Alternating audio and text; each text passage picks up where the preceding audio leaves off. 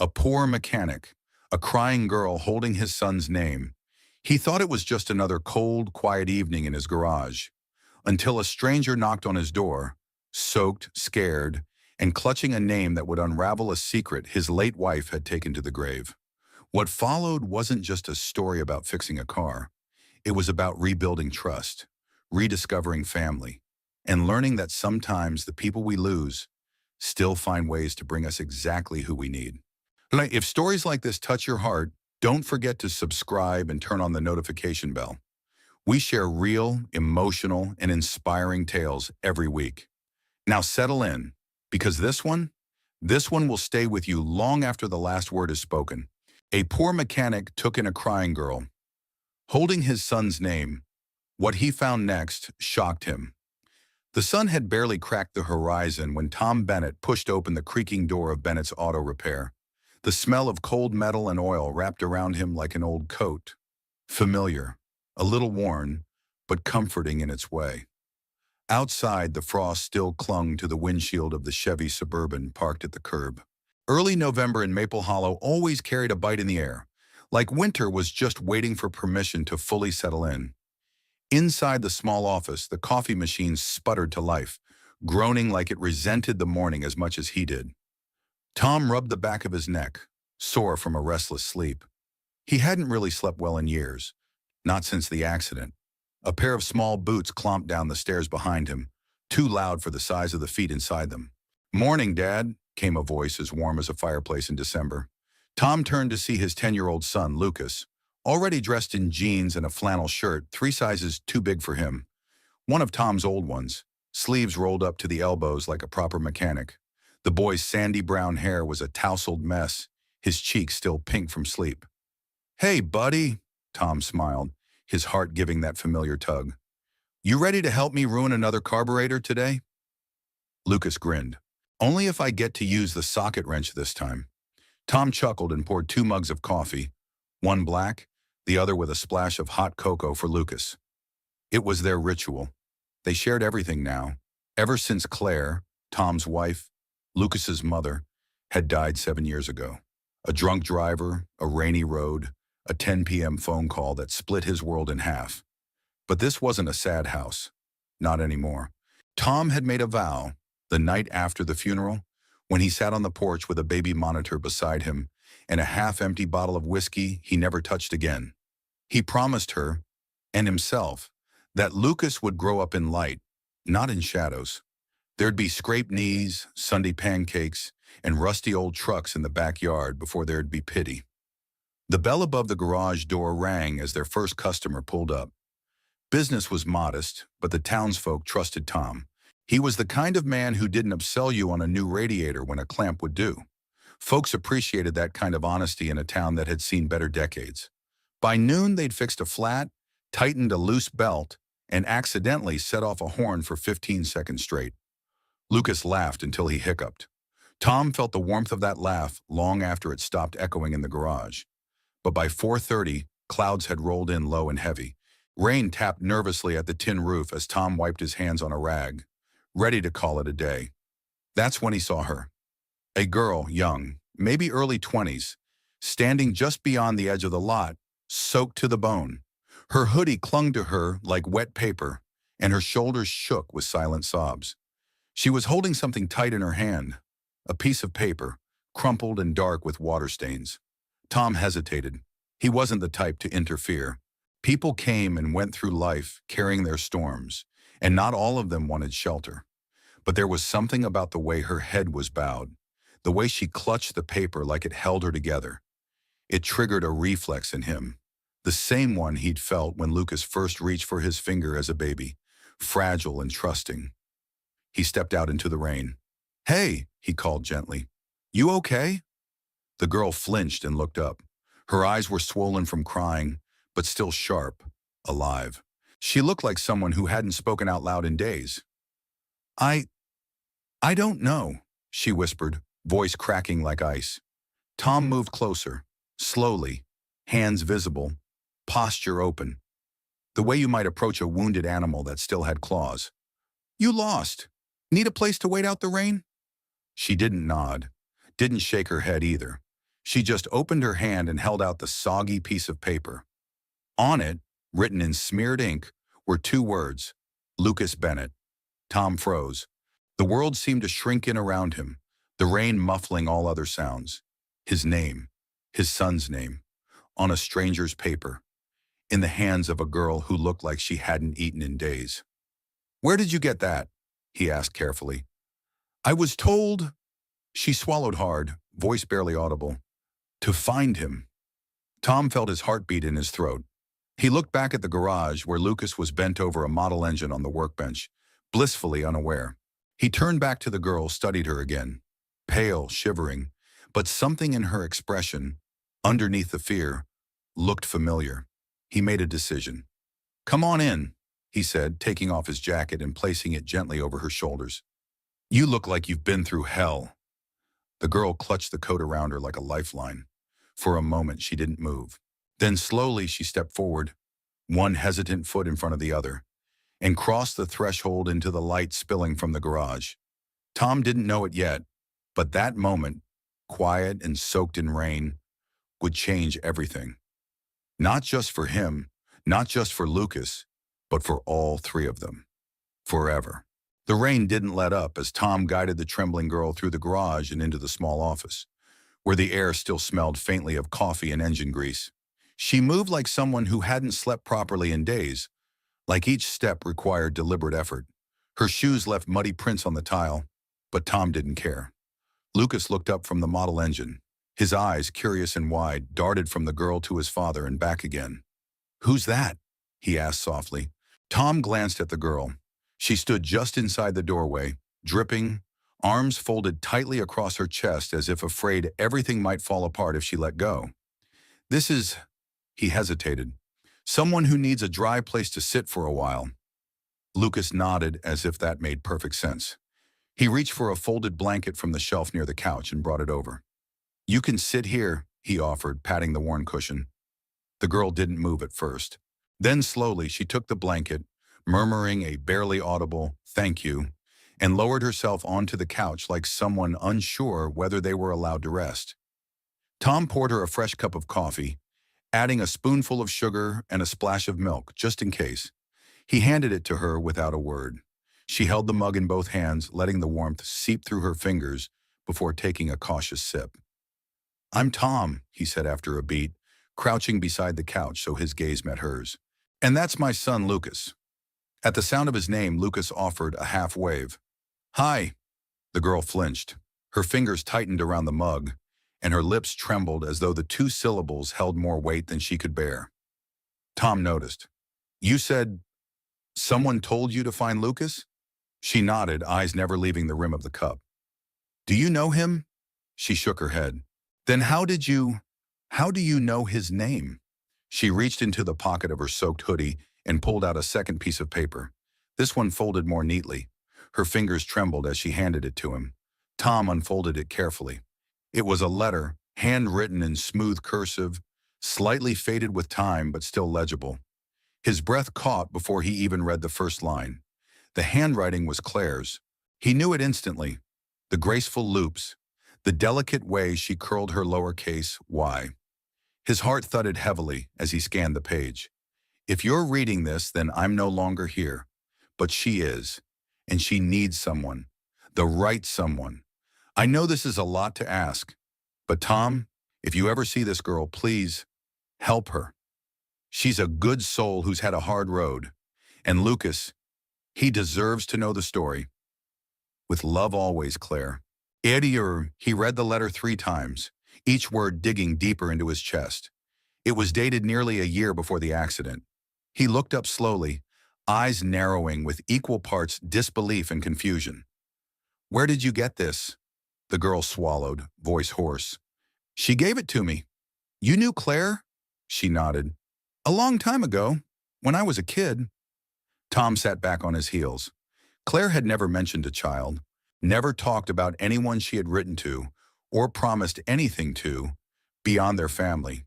She had been private, yes. But this? "What's your name?" he asked gently. "Emily."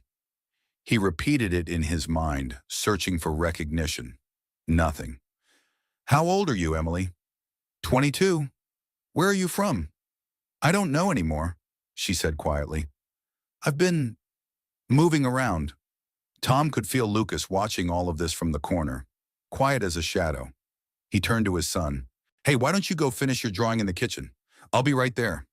Lucas nodded, sensing the weight in the room, and padded up the short steps that led into their home. The door clicked shut behind him. Tom turned back to Emily. Tell me the truth. Why are you really here? I told you, she said, finally looking him in the eyes. Claire gave me that letter. She told me to come find Lucas, that it was important, that he was part of something I needed to know. Her voice cracked on the last word. She looked down again, as if ashamed of needing anything at all. Tom ran a hand through his damp hair. The room felt too small, too full of questions and ghosts. He didn't know what to believe, whether this was some cruel joke, or worse, a scam. But the way Emily held herself, the fear behind her exhaustion, it didn't feel fake. It felt like someone barely hanging on. Did she tell you what this was about? He asked, softer now. Emily shook her head. Only that she owed me something, that she never got to keep a promise, and that you were the only one who could explain. Tom stood and walked to the window. The rain had slowed to a drizzle, the kind that lingered without purpose. He remembered a night long ago, Claire holding a letter she never sent, tears in her eyes, saying, some promises are too late to keep, but maybe not forever. He'd thought she meant her sister, but Claire had never had a sister. He turned back to the girl curled up on the couch, holding a mug like it was her last possession in the world. All right, he said quietly. You can stay the night. Just one night, until we figure this out. Emily looked up at him, stunned. You don't have to. I know, but I think I do. She nodded, eyes brimming. Thank you. Tom walked toward the kitchen, still holding the letter. Claire's familiar script burned into his memory. His heart felt heavy, uncertain, and yet somehow opened. Whatever this was, it wasn't coincidence. And for the first time in years, Tom Bennett didn't just feel the weight of the past. He felt the stirring of something else, a beginning. The smell of roasted chicken drifted through the kitchen, mingling with the quiet crackle of the fireplace and the distant tick of the old wall clock. It was a small, lived-in space, faded wallpaper with a vine pattern, a fridge cluttered with drawings and reminders, a worn wooden table that had probably seen more repairs than some of the cars in Tom's shop. Emily sat at the edge of her seat, back straight, hands folded tightly in her lap. Her hair was damp but combed now, her clothes dry thanks to a borrowed sweater and sweatpants that hung awkwardly from her thin frame. Tom's ex-wife's old clothes, tucked away in a linen drawer like memories no one knew how to fold neatly. Across from her, Lucas leaned his chin on one hand, spoon in the other, chewing thoughtfully. He wasn't staring, not exactly, but he watched her with the careful curiosity of a child raised on quiet truths. Tom sat at the head of the table, carving chicken with slow precision, as if slicing through more than just meat. His eyes flicked toward Emily now and then, searching for signs. Answers, maybe, but mostly just trying to read her without making her flinch. They ate in a stillness that wasn't uncomfortable, just unfamiliar. So, Lucas said, breaking the silence with the clatter of his spoon. You knew my mom? Emily hesitated. Yes, a long time ago, when I was little. Lucas considered this. Was she nice? Emily smiled faintly. The nicest person I ever met. Tom's knife paused. He cleared his throat, then resumed cutting. How exactly did you two meet? Emily looked down at her plate. I was in a group home, outside of St. Louis. I think I was maybe 8 or 9. She came once a week to volunteer, read stories, help with homework. Most people didn't stay long, but she kept coming back. Tom blinked, stunned. Claire had never mentioned that part of her life. Not in all their years together. He'd known she had a giving heart. She'd been a nurse after all, but she'd always carried a shadow he never fully understood, a kind of sorrow she kept in the softest part of her voice. She read me Charlotte's Web, Emily continued quietly. I'd never heard anyone read like that, like the story mattered. Lucas grinned. That's my favorite, especially the spider part. Emily looked up, meeting his eyes for the first time with something close to delight. Mine too. Tom watched the exchange with a mix of awe and unease. This wasn't just a stranger anymore. She knew things, shared things, and the way Lucas responded to her, open, unguarded, stirred something inside him he couldn't quite name. A memory, a warning? He poured more water into their glasses, then sat back. So what happened? You lost touch? Emily nodded. She stopped coming one day. No one told us why. I always thought maybe she got too busy, or maybe it was just me. Tom's hands curled into fists beneath the table. No, he said, firmer than he meant to. It wasn't you. Claire. She wouldn't do that without reason. Emily offered a tight smile. That's what I told myself, but it still hurt. Lucas leaned forward. So why'd she send you to find me? The question hung in the air. Emily looked to Tom, unsure how much to say. She left me a letter, she said finally. She said I should come find Lucas, that he was important. Important how? Tom asked, his voice low. Emily opened her mouth, then closed it again. The truth was, she didn't know. The letter had been vague, just enough to compel her, not enough to explain. She said she made a promise, Emily said, softer now. One she never got to keep. Tom's jaw tightened. He pushed his plate aside, appetite gone. Claire never talked about you, he said, not harshly, just honestly. She never said a word about any of this. I figured, Emily whispered. I'm not saying I don't believe you, Tom added quickly, guilt tugging at the edge of his words. It's just a lot to take in. Emily nodded. I know. I didn't expect you to. You don't have to go, Lucas interrupted. They both looked at him. The boy shrugged. I mean, you can stay a while, right? Just until it makes sense. Tom opened his mouth to object. He should have. But something stopped him. Maybe it was the calm in Lucas's voice, or the way Emily had softened for the first time all night. Or maybe it was Claire, sitting quietly in the corners of his mind, asking him to do this one impossible thing, to trust her even now. He sighed. You can stay in the guest room, at least for tonight. Emily blinked, stunned. Tom stood and started clearing plates. Lucas, show her where the towels are? Lucas grinned and hopped off his chair. Come on, it's the blue room with the squeaky door. Emily followed, her footsteps light but uncertain. Left alone in the kitchen, Tom wiped his hands on a dish towel and stared out the window at the dark yard beyond. The porch light buzzed quietly. Rain still clung to the edges of the glass, but the storm had passed. There was a girl in his house who knew his wife, a letter in his pocket written by the woman he'd loved and lost, and a son upstairs already offering up a piece of his heart. Tom didn't know what tomorrow would bring, but something inside him stirred. Not fear, not even suspicion. Something older, wiser, hope. Tom had always thought he knew everything about Claire. Not just the favorite songs she hummed when she did the dishes or the way she organized the spices alphabetically, but the deeper things. Her quiet resilience, the pain she buried behind soft smiles, the way her eyes would glaze over sometimes when certain subjects came up. Back then, he'd assumed it was just the past, something best left undisturbed. Now, standing in his bedroom with the letter in hand, he realized how little he truly knew. The house was still. Lucas had fallen asleep quickly after showing Emily the guest room, the kind of peaceful surrender only children seem capable of. Emily had remained quiet, her door shut gently, no sound since. Tom sat on the edge of his bed, unfolding the letter once more. Claire's handwriting was unmistakable, delicate, thoughtful, almost musical in its flow.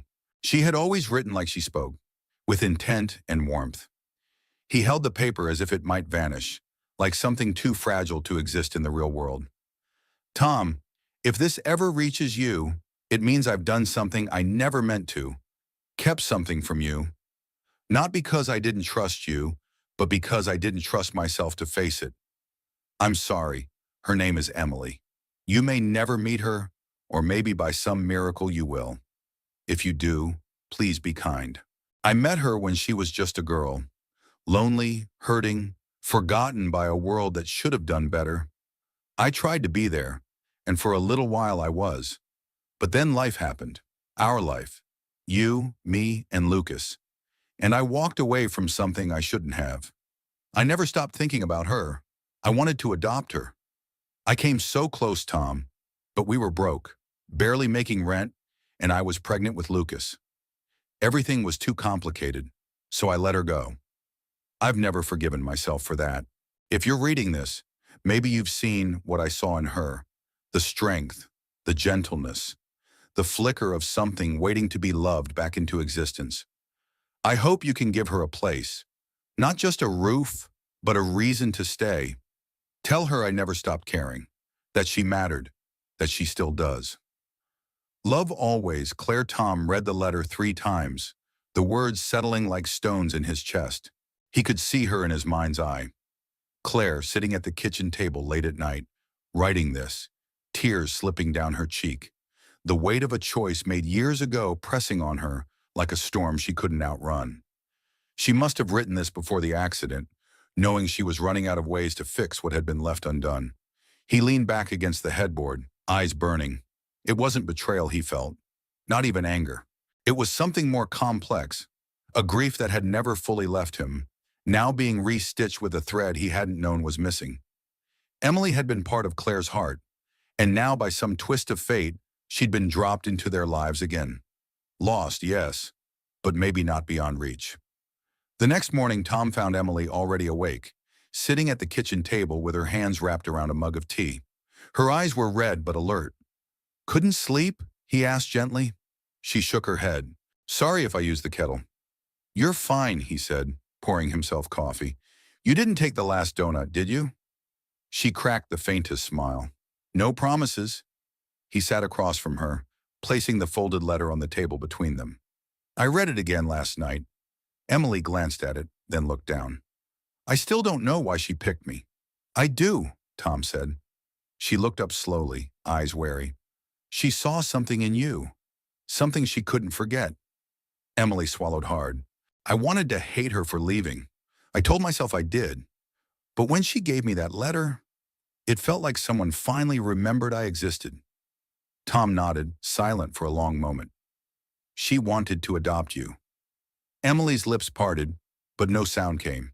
It was as if someone had unplugged all the air from the room. "She wrote that she couldn't," Tom continued. "We were broke. Lucas was on the way.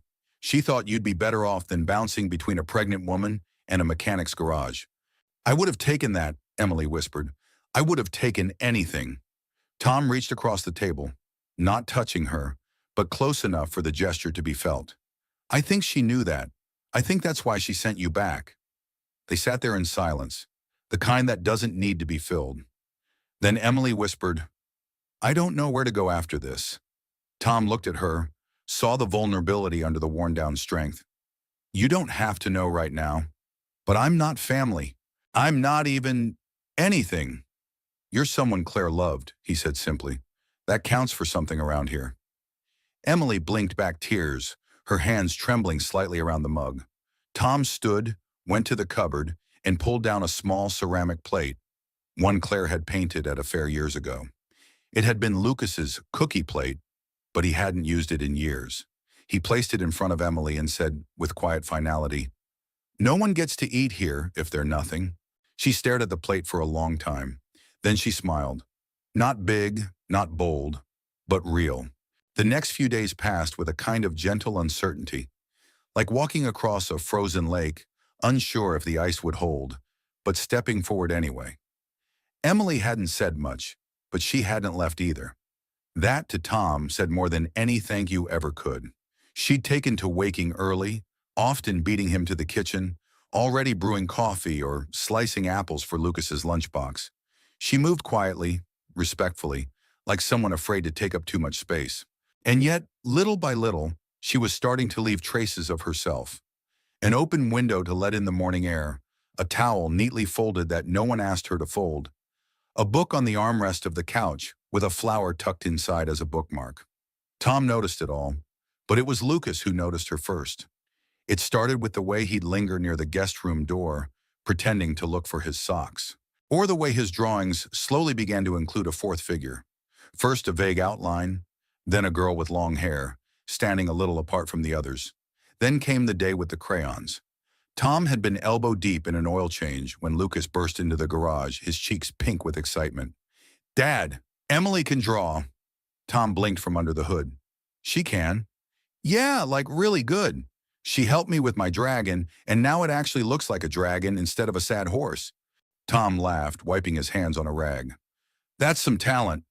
Lucas tugged his sleeve. "Come see." Tom followed him inside, where Emily sat cross-legged on the floor, surrounded by crayons and a giant sheet of butcher paper. She looked up, startled, as if she'd been caught doing something she shouldn't. Lucas beamed. "Look what we made." The drawing was messy, colorful, and completely alive. A castle, a forest, a dragon with crooked wings, and a boy with a slingshot facing it down. Off to the side stood a girl with a crown made of stars holding a lantern. "That one's her," Lucas explained. "She lights the way, so the boy doesn't get lost." Tom looked at Emily. Her eyes were wide, caught between pride and embarrassment. "I didn't mean to," she started, but Tom shook his head. "It's good, really good." Lucas bounced on his heels. "She said I should write stories too, like a book. Can I?" Tom hesitated. He thought about school supplies, time, energy. But then he looked at his son, glowing with the kind of creative fire Claire had always fanned. "Yeah," he said softly. "You can." Lucas darted off to find a notebook. Tom lingered. "Thanks," he said. Emily shrugged. He just needed someone to say yes. Tom nodded, but something in his chest ached. He should have been the one to notice, to encourage. Later that evening, after Lucas had gone to bed, Tom stood by the sink while Emily dried the dishes. Rain pattered against the windows again, soft and steady. "He likes you," Tom said without looking at her. "I like him too." "You're good with him." Emily set down the plate she was drying. "It's not hard. He's a good kid. Kind." "He gets that from his mom," Tom murmured. Emily didn't reply right away. Then, "He gets it from you too." Tom glanced at her. Their eyes met for a moment. Not romantic, not yet, but filled with something unspoken. Respect, shared grief, a growing trust. Emily broke the gaze first, reaching for another plate. "I'm not trying to take anything away.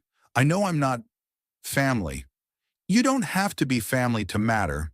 She paused, letting the words sink in. "I haven't had many places where I mattered," she admitted. "It's hard to trust it when you find one." Tom nodded. "Yeah, I know."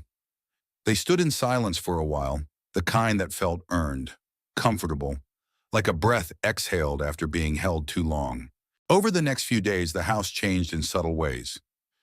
Emily started cooking dinner when Tom worked late. Lucas asked her to read to him at bedtime. Not every night, but enough. She said yes every time. She found a rhythm in the house without disturbing it, like a song that joined a melody already in progress and somehow made it fuller. One afternoon, Tom came home to the smell of banana bread. Lucas was at the table, flour on his nose, while Emily tried, unsuccessfully, to keep a straight face. "We had an accident," Lucas said, holding up dough-covered hands. Tom smiled. "Looks delicious." "We saved you a corner," Emily said. "The burnt one. My favorite." They laughed. It felt good. It felt normal. That night, Tom passed by the living room and paused. Emily and Lucas were curled up on the couch, flipping through an old photo album Claire had kept. Lucas was pointing at a picture of Claire at a pumpkin patch, her hair tangled by wind, her laughter frozen in time. "She used to sing this really silly song," Lucas was saying. "Like, embarrassingly silly." Emily smiled. "She did that for us too. When we brushed our teeth, she made up the words." Tom's chest tightened. He stepped back, giving them space, but also letting himself feel it. The warmth returning to a room that had been too quiet for too long. Something was blooming again in the silence. Not a replacement, not even forgiveness yet, but connection. The first snow came quietly, almost as if asking permission. Emily stood by the living room window, arms wrapped around herself, watching the gentle flakes drift through the porch light like falling stars. Inside the house, the scent of cinnamon lingered from the cookies Lucas had helped her bake, though more dough had ended up on his shirt than in the oven. Tom was out back, closing up the garage for the night. Lucas had already gone to bed, still wearing a dusting of flour on his cheek. It should have felt peaceful, but inside her chest something twisted. Because for all the warmth, the stillness, the ordinary grace of this house, Emily couldn't stop waiting for it to be taken away. She didn't know how to live inside stability without anticipating its collapse. She heard the door creak behind her, then Tom's quiet footsteps. "Snow caught you off guard too, huh?" he said, rubbing his hands together as he walked in. "Wasn't even in the forecast." Emily nodded but didn't turn from the window. "It's pretty." "It is." He stood beside her, both of them watching the flakes kiss the top of the truck and melt into the driveway. After a moment, he said gently, "You've been quiet today." She hesitated. Then in a voice so low it almost disappeared into the window pane, she said, "Do you ever feel like you're just borrowing happiness?" Tom turned to look at her. Emily's eyes were distant. "Like, it's not really yours. Just something you're holding until someone takes it back." Tom didn't speak. He waited. She wrapped her arms tighter. "There was a family once. I was 12. They said they wanted to adopt me. It was going to be final after Christmas. I remember the tree, the gifts, the way they called me their daughter." Her voice cracked. "The day before court, they changed their minds. Just like that. Said they weren't ready." She blinked hard. "I still remember the way they looked at me when they told me. Like I was a dog they couldn't train." Tom swallowed. "Emily." She shook her head as if to wave off his sympathy. "After that, I stopped hoping. I told myself I didn't need anyone. I bounced from place to place. A few shelters, a few couches. I kept telling myself I was fine. But I wasn't." She finally looked at him. "I don't know how to trust anything good." Tom felt the ache of those words settle deep in his chest. "I get it," he said quietly. "After Claire died, I stopped expecting good things too. I kept going because of Lucas. But it was like walking through fog. You start to believe maybe this is just it. Maybe all you get is what's behind you." He paused. "But then you find yourself standing in a kitchen, watching your son laugh at burnt cookies. Or you look up and realize someone you barely know just made your house feel less empty." She looked down. "I don't want to ruin this." "You're not ruining anything." Emily didn't answer. The snow kept falling. "I read something once," Tom said, "that trees with the strongest roots are the ones that grew through storms. They had to dig deeper just to survive." She let out a shaky breath. "What if mine are broken?" Tom turned toward her, his voice steady and low. "Then maybe they just need a little help growing back." The room fell quiet again, but this time it was a silence filled with something alive. After a moment, Emily spoke again. "Claire, she was the first person who made me feel seen, like I mattered, even when I didn't believe her. She used to bring me books and sit with me while I read. She said everyone deserves a chapter that doesn't hurt." Tom smiled faintly. "Sounds like her." "She said I was brave," Emily whispered, voice breaking. "But I wasn't. I was scared all the time. I still am." "You kept going," Tom said. "That's what brave looks like." Tears slipped down Emily's cheeks, silent and unforced. She didn't try to hide them. Maybe for the first time she didn't have to. Tom stepped back, gave her space, but his voice was warm as a hand held out in the dark. "You don't have to prove anything here. Not to me, not to Lucas. You're already enough." She nodded slowly, wiping her face with her sleeve. "I don't know what comes next. You don't have to. Sometimes the next step is just staying." She looked at him, really looked, and something shifted behind her eyes. It wasn't certainty, but it was close. Trust, or at least the beginning of it. Tom walked to the kitchen, pulling down 2 mugs and pouring tea. "Want to sit a while?" he asked. Emily nodded. She joined him at the table, both of them cradling the warmth between their hands. They didn't talk much after that. They didn't need to. Sometimes healing starts with telling the truth out loud. Sometimes it's enough just to be heard and to not be asked to leave afterward. Tom hadn't touched the old Buick in years. It sat in the back corner of the garage, covered by a dusty tarp and wedged between a disassembled snowblower and a stack of tool chests. The car had been Claire's project, or at least it had been once. She dreamed of restoring it together when they were newly married. "For weekend drives," she used to say. "Just you, me, and whatever back road we get lost on." After she died, Tom couldn't bear to look at it. The sight of it felt too much like a promise left unfinished. But that morning, as the sun broke through the gray cloud cover and spilled into the garage windows, Tom found himself standing in front of the Buick once more. He wasn't alone. Emily hovered a few feet away, hands tucked into the sleeves of her borrowed flannel. She tilted her head at the car, curious. "Is this yours?" Tom nodded slowly. "Was hers. She loved this old thing." "What year?" "67. Skylark." Emily whistled under her breath. "Classic." Tom ran a hand over the cover, then in one slow motion, pulled it back. Dust bloomed into the air like memories set free. The body was solid, the paint faded but not rusted, the chrome bumpers dulled with time but intact. "She wanted to restore it," he said, not looking at Emily. "We got as far as ordering parts and pulling the engine. Then, life happened." Emily stepped closer. "Can I see?" He gestured toward the hood. She lifted it gently, peering inside. The engine bay was clean but untouched. Parts still labeled in Claire's tidy handwriting, blue tape and black marker. Emily read one aloud. "Timing cover bolts, do not lose." She smiled. "Sounds like she ran a tight ship." Tom chuckled. "She did.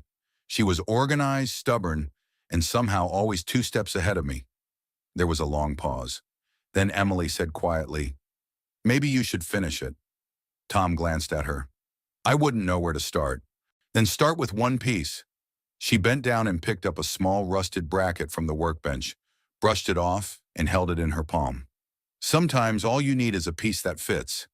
He stared at the bracket, then at her.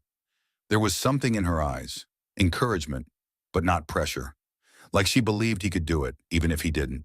He exhaled. "All right." It began like that, small, simple. Tom showed Emily how to clean the parts with degreaser. She learned quickly, surprisingly quickly. Within the hour, they'd laid out the distributor cap, valve cover, and 2 boxes of old gaskets, sorting what could be salvaged from what needed replacing. Lucas joined them after school, dropping his backpack and diving into the action. "Is this the car Mom picked out?" he asked, eyes wide. Tom nodded. "She called it her someday ride." Lucas ran his hand over the dusty hood. "Think we could take it to the lake when it's done?" Tom smiled. "That's the idea." As the day faded into early evening, the garage transformed. The lights hummed overhead, the heater buzzed near the door, and for the first time in a long time, the space didn't feel like a tomb. It felt like it had a heartbeat. Tom watched Emily from across the workbench. She had grease smudged on her cheek and a wrench in her hand, sleeves rolled up, hair tied back. She looked alive, focused, not like someone barely hanging on, but someone rebuilding something. Maybe not just a car, maybe herself. They took a break around 6. Tom cracked open 3 sodas and passed them around. Lucas sat on the concrete floor, sipping his drink and swinging his legs. "I think Mom would like this," he said suddenly. "Us doing this together." Tom's throat tightened. "Yeah," he said after a moment. "I think she would." Emily didn't say anything, but her eyes shimmered. Later, after Lucas had gone inside to finish his math homework, Tom and Emily stayed behind to close up. The car sat quietly, parts cleaned and labeled, the beginnings of something new. Tom leaned against the workbench, wiping his hands. "You're good at this," he said. Emily smiled. "I like fixing things." There was a pause. "I think Claire would have wanted this finished," she added. "Not just the car, all of it. Everything she couldn't finish." Tom looked at her. "She didn't get to tell me everything. Not about you. Not about how much she carried." "She carried too much," Emily said softly. They stood there for a while, surrounded by tools and parts and the quiet hum of old memories. Tom finally spoke. "You ever think maybe we're not here to finish what other people started, but to start something new?" Emily looked at him, her eyes searching. "Maybe.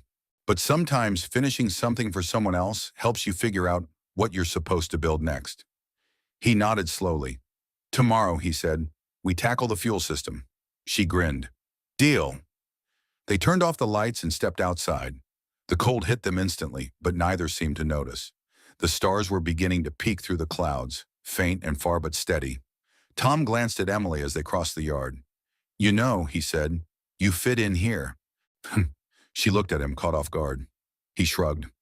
"Just thought you should know." Her smile was quiet but radiant, and for the first time in a long time, Tom didn't feel like he was keeping a promise to the past. He felt like he was making a new one. It started with a glance at the grocery store. Not a hostile one, just curious, lingering too long. Tom didn't think much of it. Maple Hollow wasn't the kind of town where secrets stayed quiet for long, even when no one said anything out loud. But then came the second glance, this time from Mrs. Lavery, who worked the pharmacy counter. Her brows lifted slightly when she saw Emily trailing beside Tom and Lucas, her coat too big and her hands full with a shopping basket. She smiled, but it was tight, thin-lipped. Then came the whispers. Tom heard them as he stepped into Murray's Hardware 2 days later. Two men by the counter paused mid-conversation. One offered a polite nod, the other avoided eye contact altogether. He didn't need to ask what they were talking about. Back in the garage, everything felt as it always did. Safe, busy, filled with the smell of motor oil and the sound of Lucas humming to himself. Emily spent her mornings cleaning engine parts and her afternoons sanding the Buick's body. She moved with quiet confidence now, sleeves rolled, hair pinned back. The house hummed with a new kind of rhythm, one Tom had grown to rely on. So when the knock came that Friday morning, it hit him like a jolt to the chest. He opened the front door to find Linda Crowley standing on the porch, shoulders squared, lips pursed, clipboard clutched to her chest like it was a weapon. President of the Church Women's Committee, choir organizer, self-appointed guardian of small-town morals. "Morning, Tom," she said, though it didn't sound like one. "Linda," he replied, wary. She glanced over his shoulder toward the sound of laughter in the kitchen, Lucas and Emily baking again, probably. Her expression didn't soften. "I won't take up much of your time," she said crisply. "Just thought you should know people are talking." "About what?" he asked, though he already knew. Linda hesitated. "You've got a young woman living under your roof, one no one seems to know. And she's not exactly family." Tom folded his arms. "She's a friend of Claire's. She's helping around the house."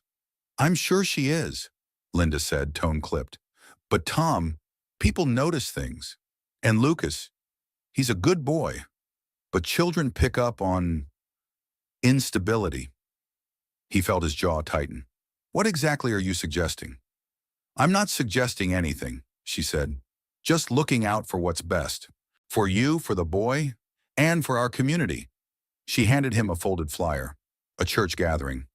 "In times of uncertainty," it read in bold script, "return to what's righteous." Tom didn't take it. "I appreciate your concern," he said, voice low. "But we're doing just fine." Linda's lips pinched tighter. "Tom, sometimes doing the right thing means asking hard questions. You think about that." And then she was gone. He stood there for a long moment, the cold creeping in through the open door. Then he shut it, not gently. In the kitchen, Lucas was icing cookies while Emily watched from across the counter, smiling. She looked up when Tom walked in, the smile faltering. "Everything okay?" Tom forced a nod. "Yeah, just town politics." Emily didn't press, but something in her eyes shifted, like she knew. That afternoon, he found her outside by the Buick, cleaning the windshield with practiced hands. The sky was gray, wind sharp. Her coat flapped slightly as she worked. "You okay?" he asked. She didn't turn around. "I saw her." "Linda?" Emily nodded.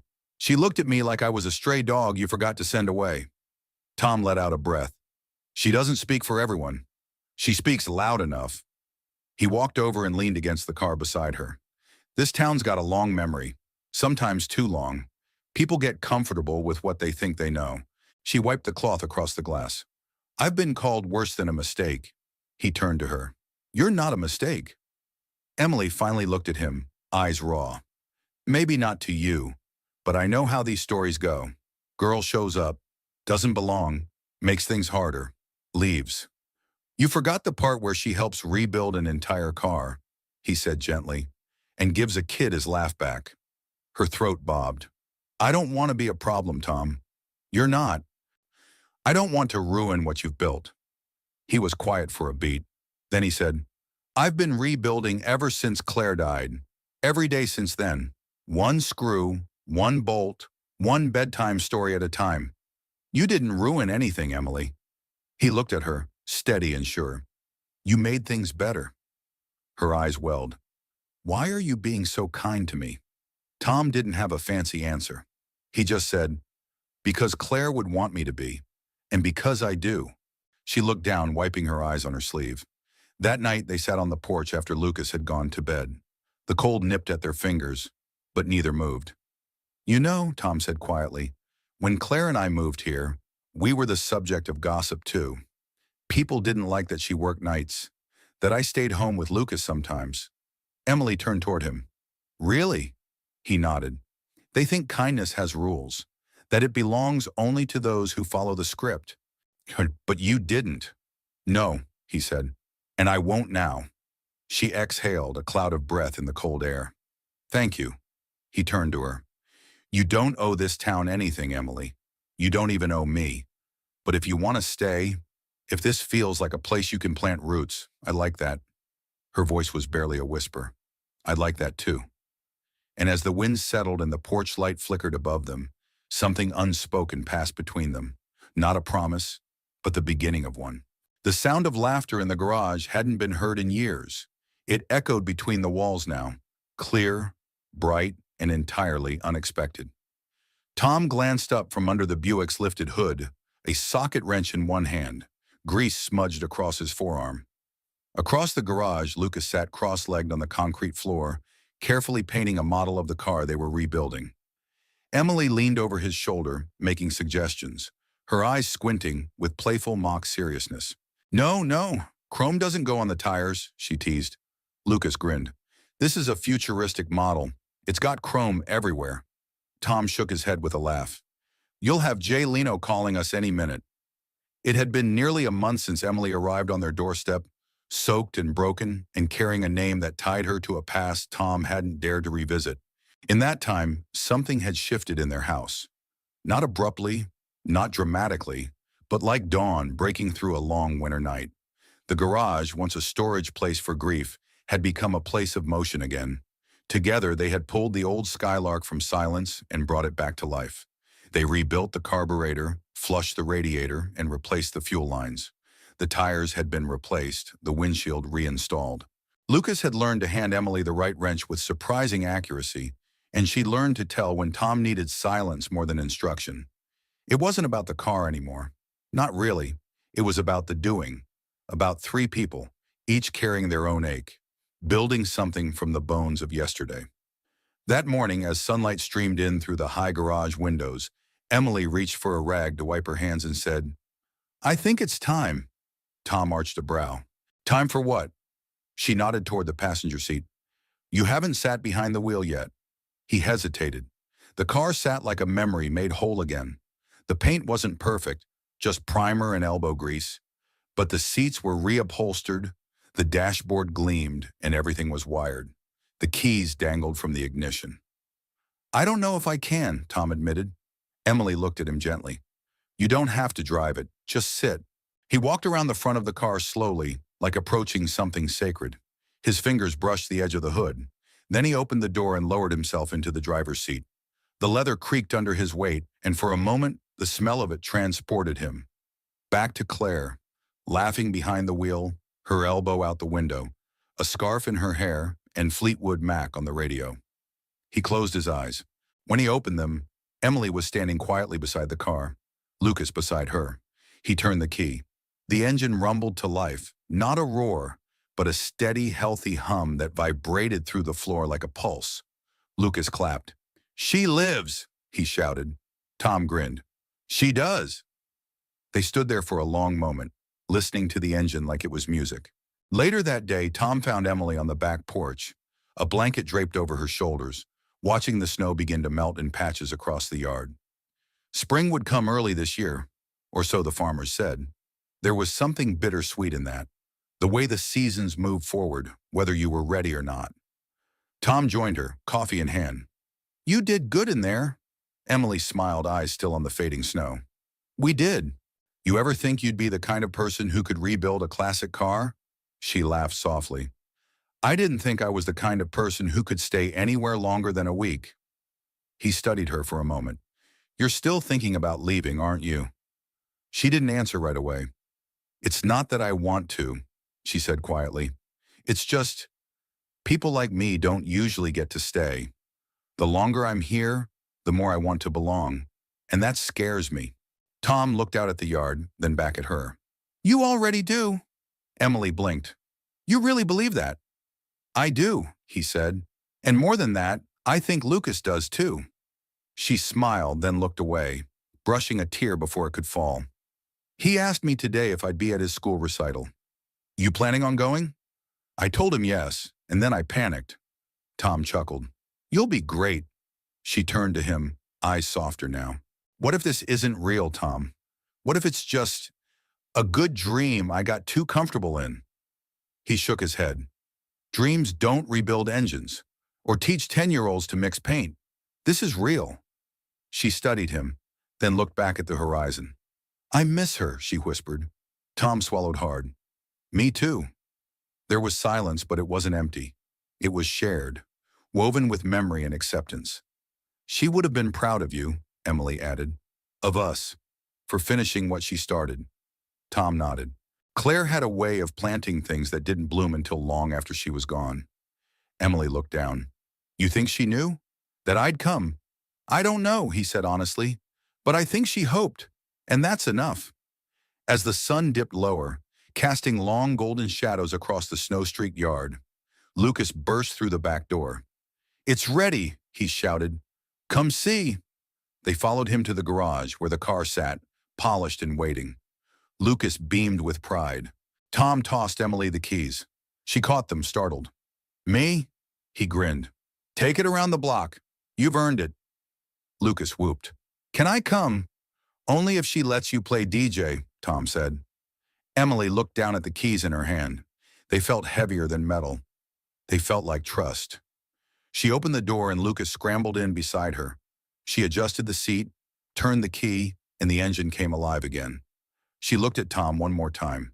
He gave her a nod. Go. She pulled out of the driveway slowly, then with more confidence as she turned down the street. Tom stood on the porch, arms crossed, a slow smile stretching across his face as he watched them disappear around the corner. The car was reborn. But more importantly, so was something else. The wind had changed. Tom could feel it in the way the porch swing creaked more gently at night, and in how the garage didn't feel quite so cold in the mornings. Spring had begun to stretch her limbs across Maple Hollow, coaxing life from the frost-bitten ground. It had been 2 months since Emily arrived.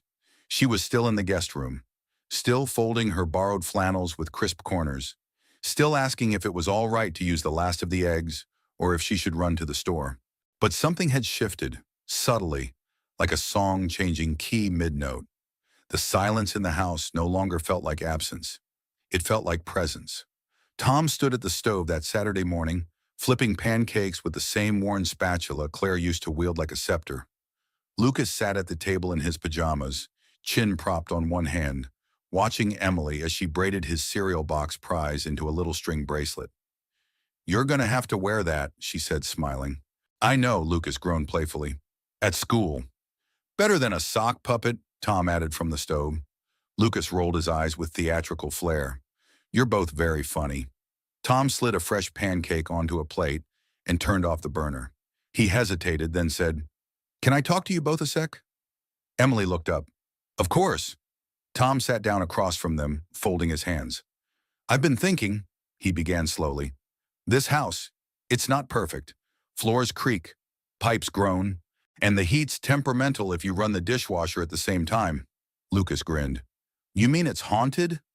Tom gave a half smile. It's a fixer-upper, but it's ours. Emily listened quietly, unsure where he was going.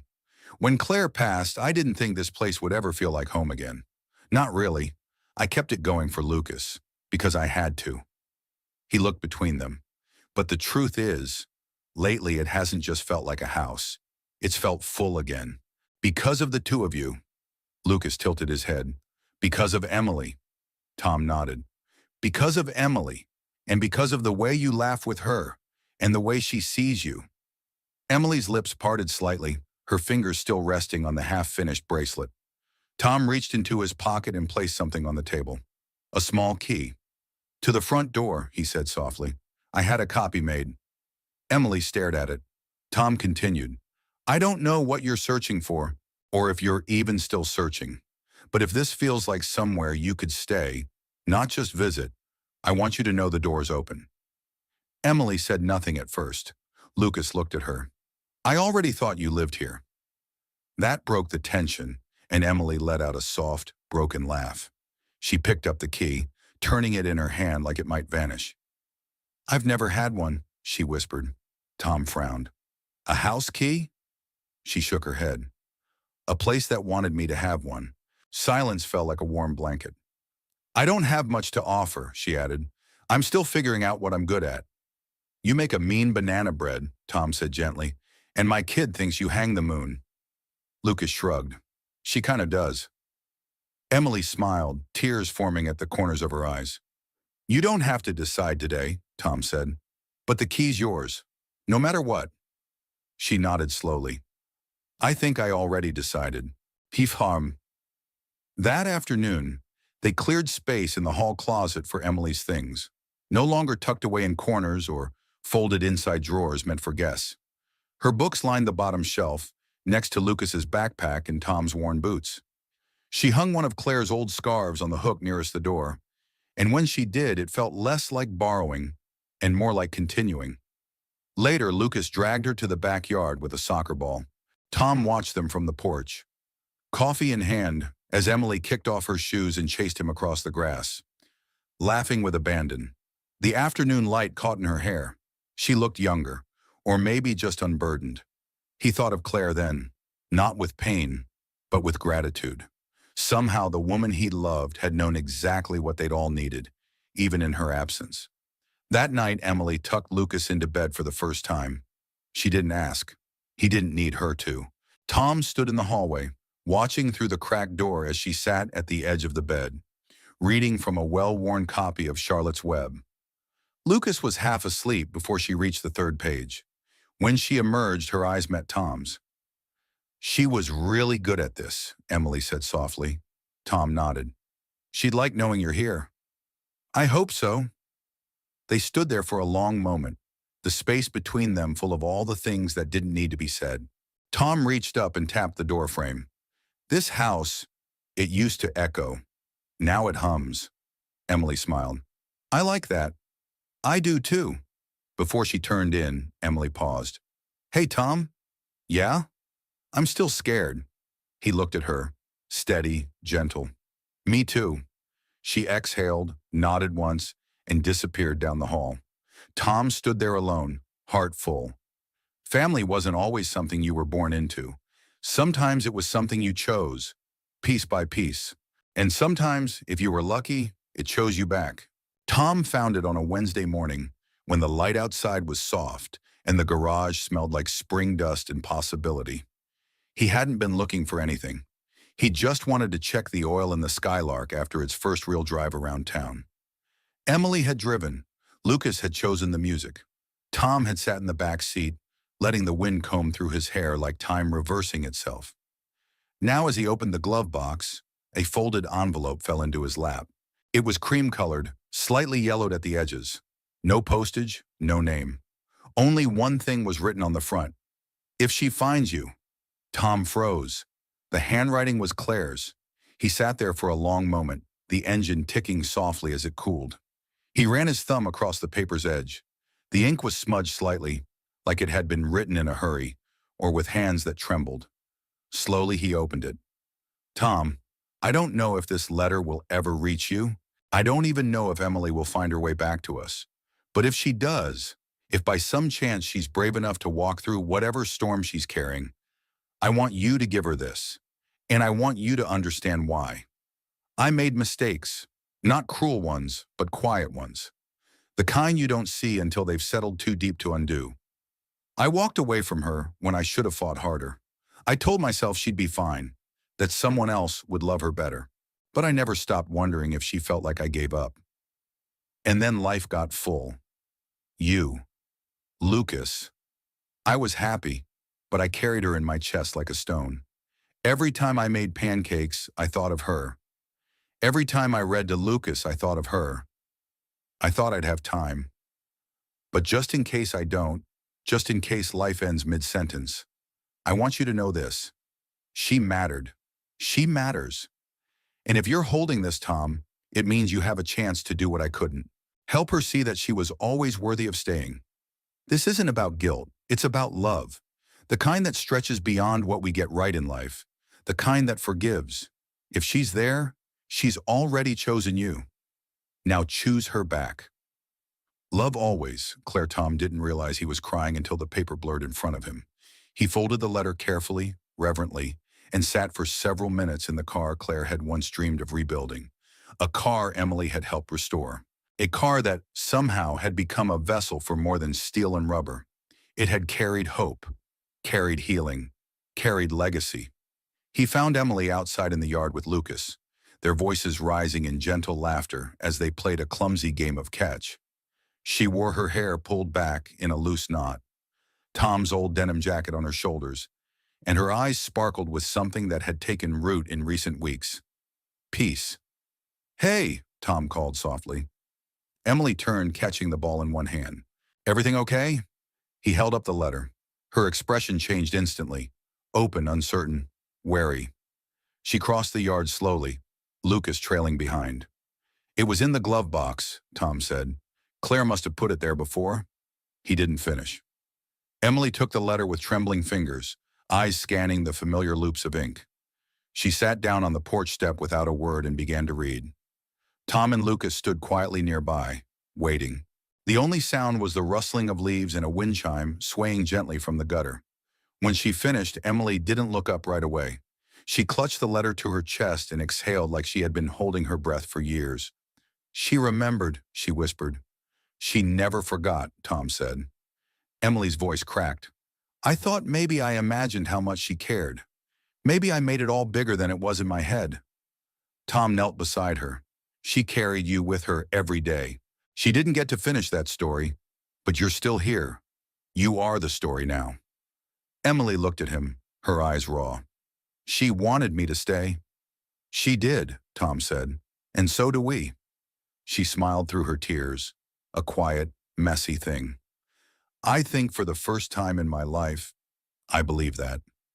Lucas climbed up beside her, leaning his head on her shoulder without saying a word. Emily wrapped an arm around him, pressing her cheek against his hair. That evening, Tom cooked dinner while Emily and Lucas set the table. There was music playing, something soft, something with acoustic guitars and lyrics about home. The kitchen was full of overlapping voices, footsteps, the clatter of dishes, and the faint scent of rosemary. It was ordinary, but to Tom, it felt sacred.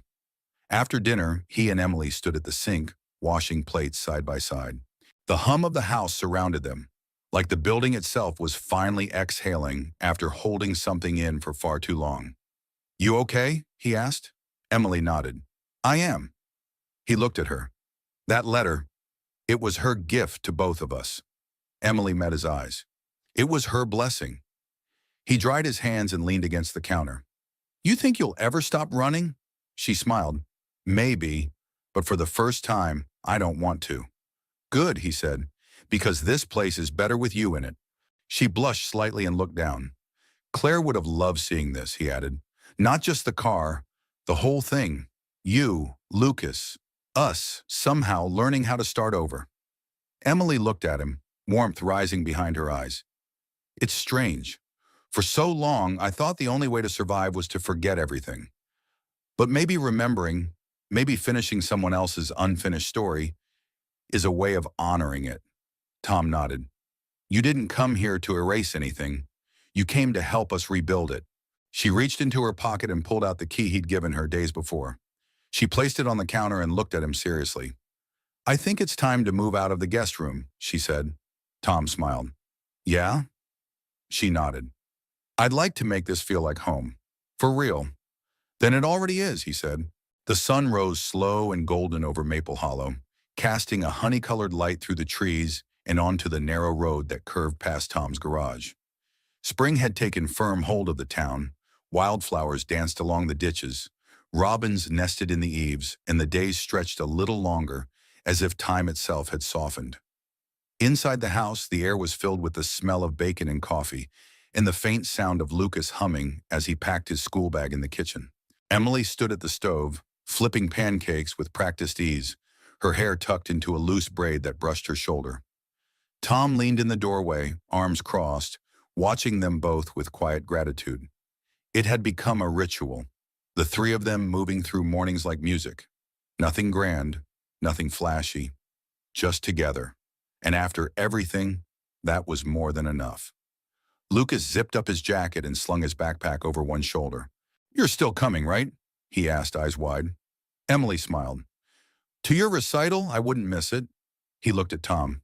"Can we drive the Skylark?" Tom laughed.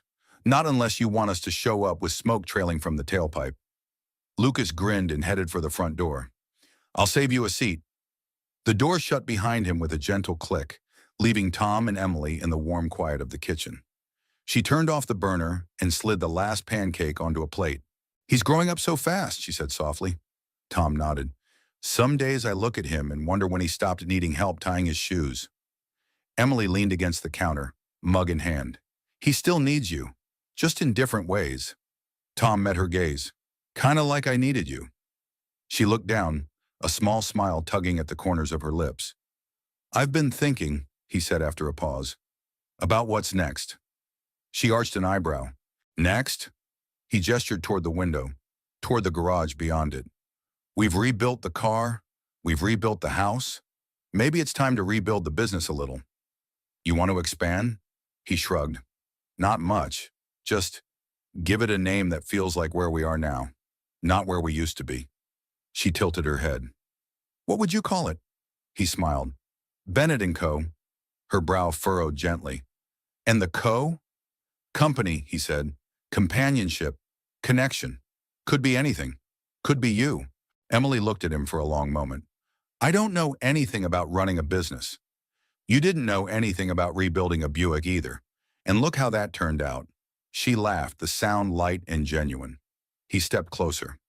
"This isn't just about wrenches and invoices.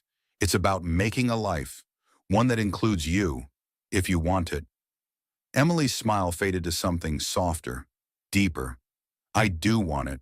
I want all of it." Tom exhaled, as if releasing a breath he hadn't realized he was holding. They stood there, surrounded by the quiet hum of a home that had found its rhythm again. That evening, they arrived at Lucas's school auditorium early, slipping into the second row.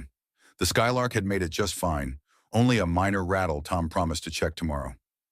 Lucas took the stage with a nervous smile and a trumpet that looked slightly too big for him. But when he saw Emily in the crowd, his face lit up. He played with confidence, every note a little louder than the last.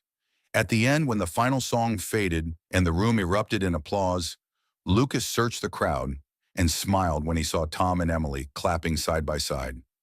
Afterward, as the crowd spilled into the hallway, Lucas ran to them, cheeks flushed with pride. "You nailed it," Tom said, ruffling his hair. "You were amazing," Emily added, crouching to meet his eyes. "And brave." Lucas shrugged. "Wasn't so bad once I saw you out there." They walked to the car together, the three of them fitting into the bench seat like it had been made for them. Tom drove slow, the windows down, the air warm with the scent of blooming trees. The town rolled past, old shops, familiar corners. But it all looked new somehow. Back home, Lucas went straight to bed, exhausted and happy. Emily lingered on the porch while Tom locked up the garage.